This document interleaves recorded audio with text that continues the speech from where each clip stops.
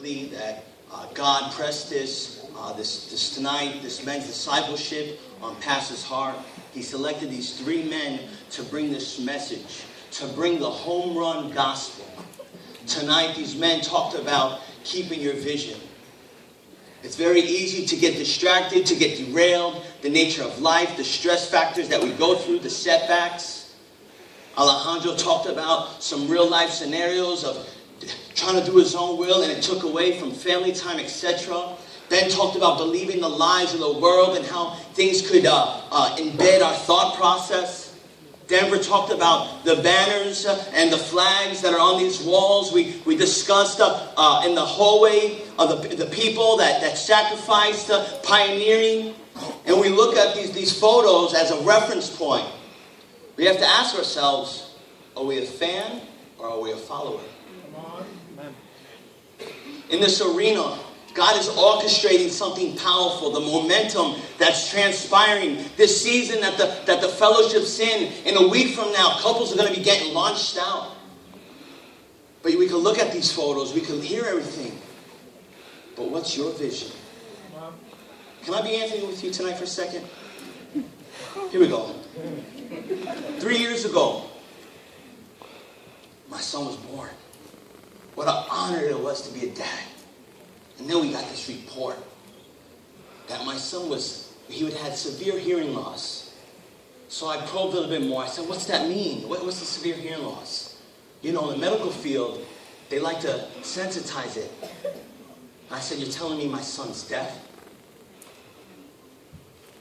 The nurse, the doctor.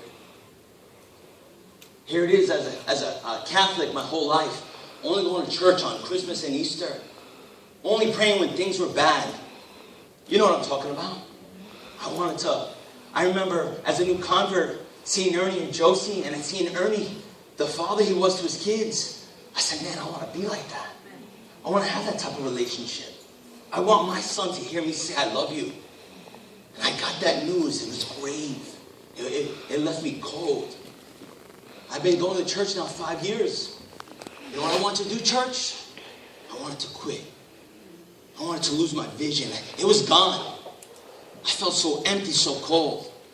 Thank God I have a fellowship that I'm a part of, that I have friends to speak into my life. There's women in the church that gave my wife encouragement. My pastor, he helped me process this through. And then here it is now. I didn't quit. I looked at these faces. I looked at the people going through it. I didn't give up. Me and my wife, and it's because of this church. It's because of the people here that keep the vision, that kept us going. And just a few days ago, my son with the surgery, the cochlear implant, he said, Mama. Ooh. And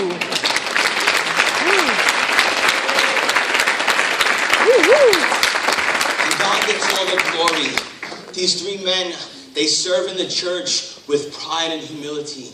Thank God we're part of such a wonderful team.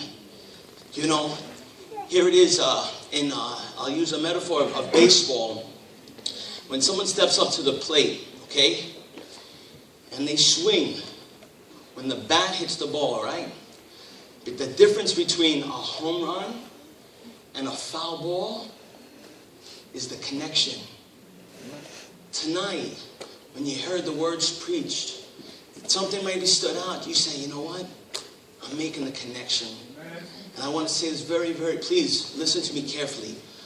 As a church, as a first-time visitor, as an older saint, let's never look at going out to this altar or maybe raising our hand to repent as a bad thing.